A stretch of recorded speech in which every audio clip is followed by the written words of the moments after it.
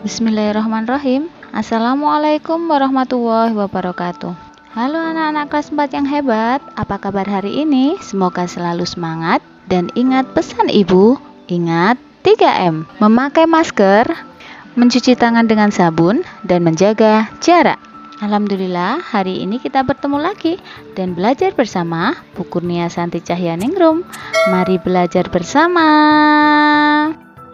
Kali ini kita akan belajar tema 7, Indahnya Keragaman di Negeriku, subtema 1, Keragaman Suku Bangsa dan Agama di Negeriku, muatan pelajaran Bahasa Indonesia, KD 3.7, menggali pengetahuan baru yang terdapat pada teks non-fiksi.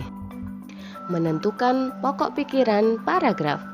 Pokok pikiran adalah ide utama dari sebuah paragraf.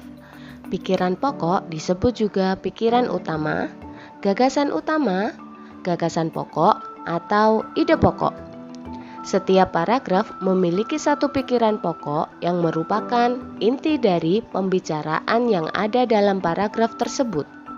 Fungsi ide pokok adalah memberikan penjelasan dari inti suatu bacaan atau paragraf sehingga pembaca dapat dengan mudah memahami isi paragraf.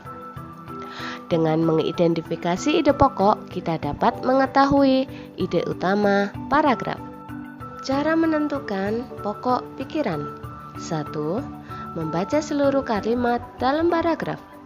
2. Menandai kalimat awal, akhir, atau kalimat awal dan kalimat akhir paragraf. 3. Menandai pikiran pokok yang terdapat di awal, akhir, atau kalimat awal dan kalimat akhir paragraf. Ciri-ciri ide pokok. 1. Memiliki kalimat pendukung atau kalimat pengembang atau penjelasan. 2. Ada yang mendukung, baik itu berupa penjelasan maupun alasan yang menguatkannya. 3. Inti dari sebuah paragraf atau pusat pembahasan. Disajikan sebuah teks bacaan yang berjudul Bahasa Daerah di Indonesia Terancam Punah pada kitab tema 7 halaman 30. Dari teks bacaan tersebut kita mendapatkan informasi penting antara lain 1. Papua Nugini merupakan negara dengan bahasa terbanyak pertama di dunia dengan jumlah 867 bahasa. 2. Indonesia menempati posisi kedua dengan jumlah bahasa sebanyak 742 bahasa. 3. Pulau Jawa dengan jumlah penduduk 123 juta orang memiliki tidak lebih dari 20 bahasa. 4. Penduduk Papua berjumlah 2 juta orang memiliki jumlah bahasa mencapai 271 bahasa. 5. Kurangnya jumlah pengguna bahasa daerah akan berpengaruh pada kemungkinan kepunahan pada suatu atau beberapa bahasa daerah yang ada di Indonesia. 6. Bahasa yang terancam punah adalah bahasa yang tidak memiliki generasi muda yang menggunakan bahasa ibu. 7. Generasi dewasa adalah satu-satunya kelompok yang masih menjadi penutur fasih. 8. Bahasa daerah berperan dalam menjaga budaya daerah. 9. Tata nilai budaya di Indonesia tersimpan dalam kosakata, pantun, cerita rakyat, mitos, legenda, dan ungkapan. 10. Bahasa-bahasa yang tergolong berpotensi terancam punah perlu memperoleh perhatian khusus. 11.